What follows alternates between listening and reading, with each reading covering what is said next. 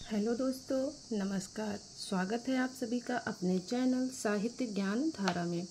आशा करती हूँ आप सभी लोग स्वस्थ होंगे और अपनी पढ़ाई में लगे होंगे।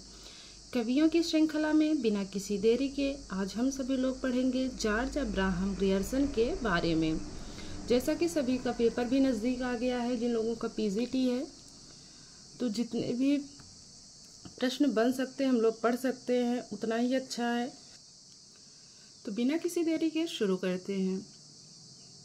जॉर्ज अब्राहम ग्रियर्सन समय 1851 से लेकर 1941 ईस्वी के मध्य माना जाता है। जॉर्ज अब्राहम ग्रियर्सन का नाम आयरलैंड के डबलिन शहर में सन 1851 में हुआ।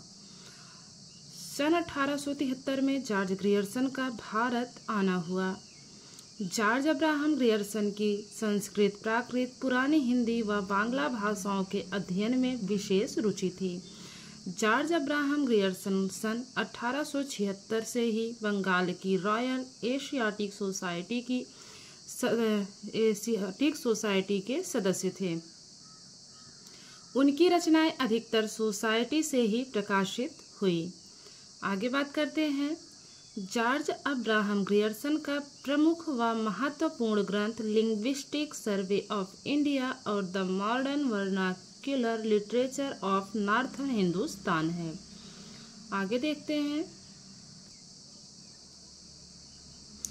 जॉर्ज अब्राहम ग्रियर्सन ने अंग्रेजी भाषा में हिंदी साहित्य का इतिहास the modern vernacular literature of northern Hindustan के नाम से लिखा।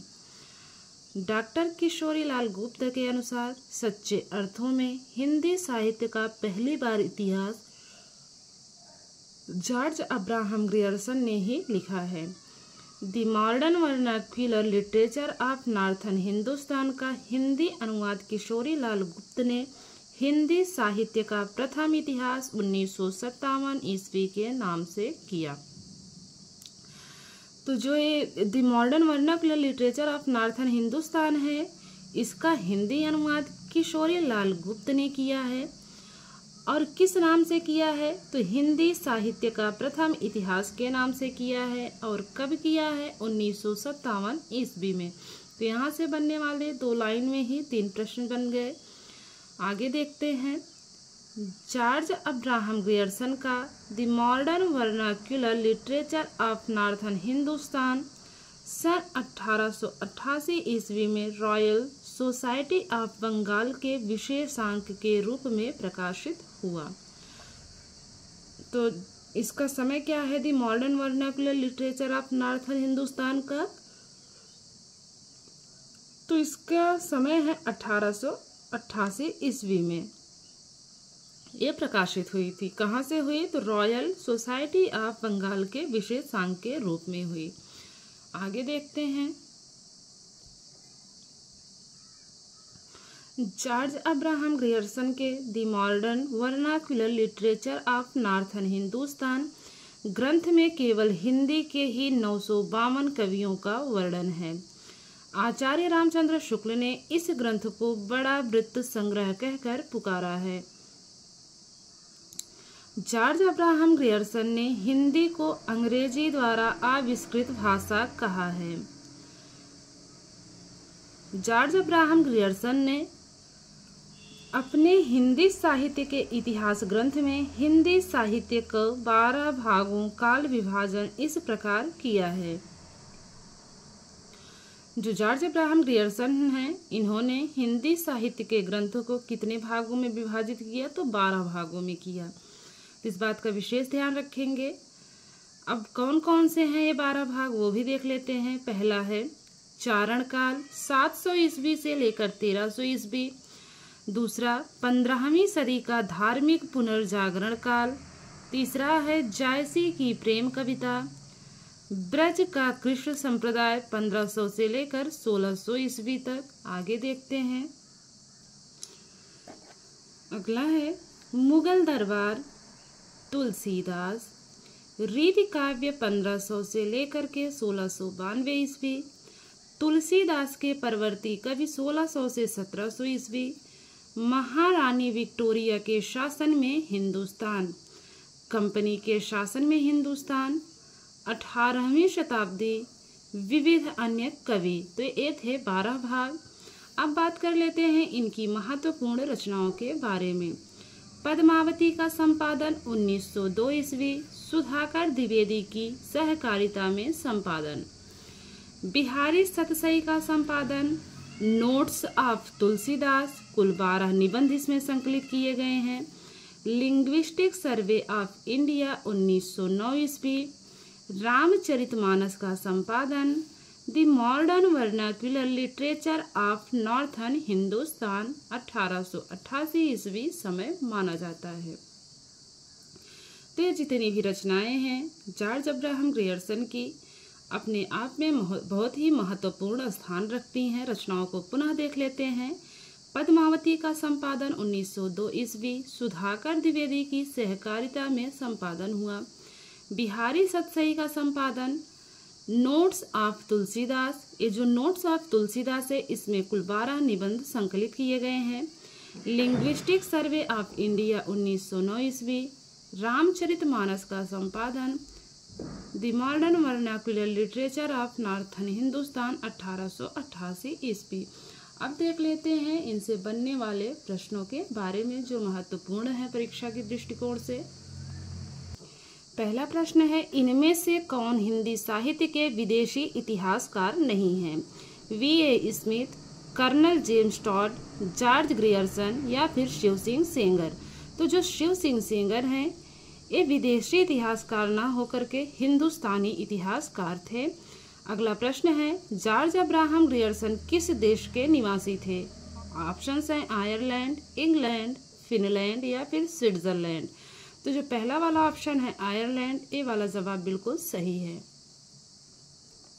अगला प्रश्न है, जॉर्ज अब्राहम ग्रियर्सन ने हिंदी साहित्य का इतिहास किस नाम से लिखा? आपके सामने ऑप्शन है इस्त्वार द ला literature and the Hindustani, the modern vernacular literature of northern Hindustan, Hindi साहित्य का स्वर्णिम इतिहास, the history of Hindi literature. तो दूसरा वाला ऑप्शन है the modern vernacular literature of northern Hindustan, ये वाला जवाब बिल्कुल सही है।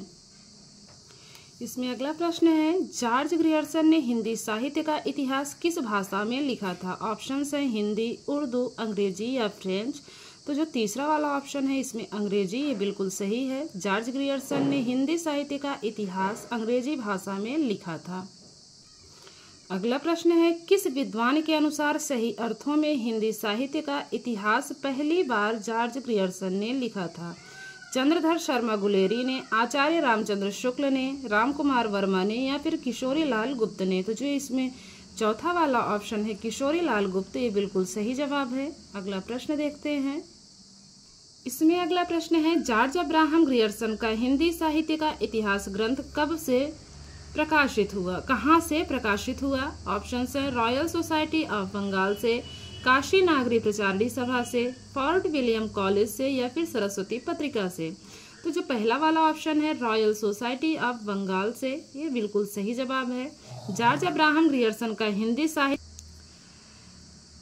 साहित्य का इतिहास जो प्रकाशित हुआ वो हुआ है रॉयल सोसाइटी ऑफ बंगाल से। अगला प्रश्न देखते हैं, जॉर्ज अब्राहम ग्रियर्सन का हिंदी साहित्य का इतिहास कब प्रकाशित हुआ? ऑप्शंस हैं 1884, 1888, 1886 या फिर 1872 ईस्वी। तो जो दूसरा वाला ऑप्शन है 1888 बिल्कुल सही है। अगला प्रश्न देखते हैं, हिंदी साहित्य का प्रथम बार इतिहास लिखने में तीसरे स्थान पर कौन है? जॉर्ज ग्रियर्सन है, मिश्र बंधु हैं, गारसा दत्तासी हैं या फिर आचार्य शुक्ल हैं। तो जो इसमें सही जवाब है वो है जॉर्ज ग्रियर्सन। अगला प्रश्न है, हिंदी साहित्य के भक्ति काल को स्वर्णयुग किसने कहा था? जॉर्ज ग्रियर्सन, मिश्र बंधु, गारसा दत्तासी या फिर आचार्य शुक्ल। तो जो पहला वाला ऑप्शन है जॉर्ज ग्रियर्सन बिल्कुल सही है। अगला प्रश्न है, जॉर्ज अब्राहम ग्रियर्सन के हिंदी साहित्य के इतिहास दी modern vernacular literature of northern Hindustan का हिंदी साहित्य का प्रथम इतिहास नाम से किसने अनुवाद किया? चंद्रधर शर्मा गुलेरी, लक्ष्मी सागर वार्ष्णेय, राम कुमार वर्मा या फिर किशोरी लाल गुप्त। जो चौथा वाला ऑप्शन है किशोरी लाल गुप्त बिल्कुल सही है। अगला प्रश्न है, जॉर्ज अब्राहम ग्रियर्सन के हिंदी साहित्य के इतिहास को आचार्य शुक्ल ने क्या कहकर पुकारा है? ऑप्शंस हैं फुटकर रचना, बड़ा भारी वृत्त संग्रह, सहायक रचना, बड़ा वृत्त संग्रह। तो शुक्ल जी ने इसे बड़ा वृत्त संग्रह कहा है। तो द वाला ऑप्शन बिल्कुल सही है। देखते हैं अगला प्रश्न, किसने हिंदी को अंग्रेजी द्वारा आविष्कृत भाषा कहा है? जॉर्ज ग्रियर्सन, राजा शिव प्रसाद सितारे हैं, गारसा दतासी या फिर करीमुद्दीन ने। तो इसमें जो पहला वाला ऑप्शन है जॉर्ज ग्रियर्सन बिल्कुल सही है। बढ़ते हैं अगले प्रश्न की तरफ। जॉर्ज अब्राहम ग्रियर्सन के हिंदी साहित्य के इतिहास में हिंदी के कितने कवियों का वर्णन है? 1052, 952, 752 या फिर 652। तो दूसरा वाला ऑप्शन है 952 बिल्कुल सही है। अगला प्रश्न देखते हैं, जॉर्ज अब्राहम ग्रियर्सन ने हिंदी साहित्य के इतिहास को कितने भागों में बांटा है? 12, 11, 10 या फिर 9 भागों में? तो 12 भागों में। अगला प्रश्न है, जॉर्ज ग्रियर्सन भारत कब आए? 1872, 1873, 1877 या फिर 1875। तो जो दूसरा वाला जवाब है 1873 बिल्कुल सही है। तो आशा करती हूँ आज की वीडियो आप लोगों को अच्छी लगेगी। बिना समय की बर्बादी के जल्दी से जल्दी जितना हम लोग पढ़ सकते हैं उतना पढ़ लिया जाए तो ज़्यादा अच्छा है। जिन लोगों ने चैनल को सब्सक्राइब किया है उनका बहुत बहुत आभार, बहुत बहुत धन्यवाद। वीडियो अगर अच्छी लगे तो आप लोग कमेंट करके ज़रूर बताइएगा। मिलते हैं कवियों की श्रृंखला में एक और कवि के साथ। तब तक के लिए सभी को जय श्री राधे कृष्णा, नमस्कार।